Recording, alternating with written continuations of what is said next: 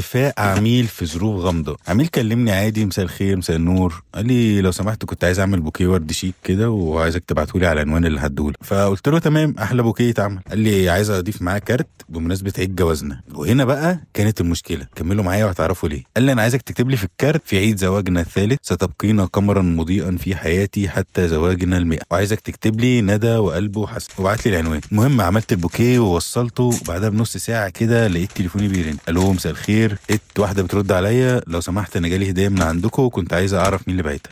فطبعا قلنا لها بكل براءه: اللي باعتها استاذ حسن جوز حضرتك، كل سنه وانتم طيبين. فلقيتها بكل هدوء كده بتقول لي: وانتم طيبين وبالصحه والسلامه، بس ممكن تبعت لي رقم اللي باعت عشان عايز اتاكد. فهنا بدات استغرب شويه، بس قلت عادي يعني مفيش مشكله. المهم اديتها الرقم، قامت سكتت كده قالت لي: هو حسن ده انا. مين ندى دي اللي متجوزه عليا بقاله 3 سنين؟ قلت لها امال حضرتك مين؟ قامت قالت لي انا مراته وما اسميش ندى وبقالنا 10 سنين متجوزين. فاللي فهمته كده ان ندى دي مراته التانية بس. وبقالنا بقى اسبوع بنحاول نوصل لاستاذ حسن عشان نحذره، لكن مش بيرد علينا، اكيد مش سامع التليفون او حاجه. السؤال بقى المهم هنا، تفتكروا البوكيه عجبها ولا لا؟